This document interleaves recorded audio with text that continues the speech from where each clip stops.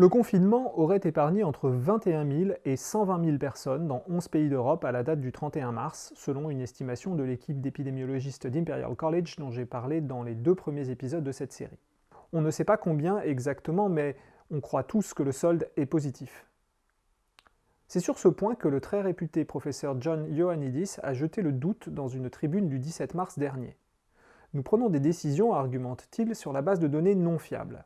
Ioannidis n'est pas un excentrique de l'épidémiologie, mais une voix très écoutée et un esprit indépendant, respecté pour son exigence scientifique. On ne sait combien de sujets sont infectés et combien immunisés. Il est donc tout simplement impossible de dire si ces décisions politiques feront plus de bien que de mal. Le taux de létalité de la maladie, c'est-à-dire le nombre de morts divisé par le nombre de sujets diagnostiqués, pourrait, en principe, être de 1%, mais il pourrait également être de 0,05%, c'est-à-dire un taux de létalité inférieur à celui de la grippe saisonnière aux États-Unis.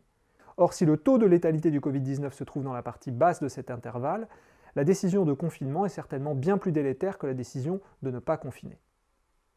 À cause des subtilités liées au calcul du taux de létalité, mais aussi à la surmortalité dont j'ai parlé dans la vidéo précédente, il est donc possible que le confinement tue davantage de gens qu'il n'en sauve.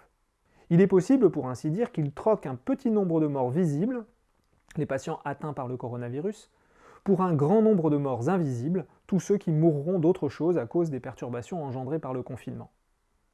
L'aplatissement de la courbe, toujours selon Ioannidis, pourrait en effet provoquer une saturation chronique du système de santé, responsable d'une surmortalité importante pendant des mois.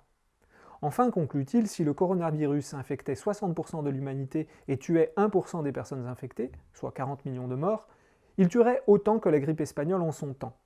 Mais il tuerait très majoritairement des personnes fragiles et âgées qui seraient décédées rapidement de toute façon. Tandis que la grippe espagnole avait tué majoritairement des sujets jeunes. Il n'y a pas d'erreur dans le raisonnement de Ioannidis, seulement un fait capital. Nous ne savons pas combien de personnes sont infectées et quel est le taux de létalité de la maladie, ainsi que quelques hypothèses.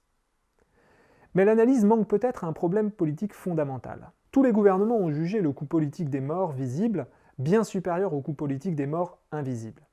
C'est peut-être par cynisme, mais un facteur essentiel pour beaucoup de gouvernements a été de décider d'un confinement de durée limitée et de soigneusement préparer le déconfinement. C'est ce sur quoi ils comptent pour démentir l'analyse de Ioannidis. 3 facteurs seront cruciaux: la rigueur des mesures de prévention générale, le suivi des départs d'épidémie et la pratique de tests à grande échelle en population générale pour estimer la prévalence de la maladie. Le pari du pire n'est pas toujours le meilleur, et le pari du meilleur est parfois le pire. Mais une décision politique doit se faire dans l'incertitude, et elle consiste souvent à prendre la voie qui laisse le plus d'alternatives envisageables. C'était d'abord de ne pas confiner. Ce fut ensuite de confiner. Ce sera demain de déconfiner, après-demain peut-être de confiner à nouveau. La prochaine fois, j'examinerai une question qui revient souvent. Y a-t-il des chances que le virus disparaisse avec la persistance du beau temps, ou que l'épidémie revienne tous les ans ?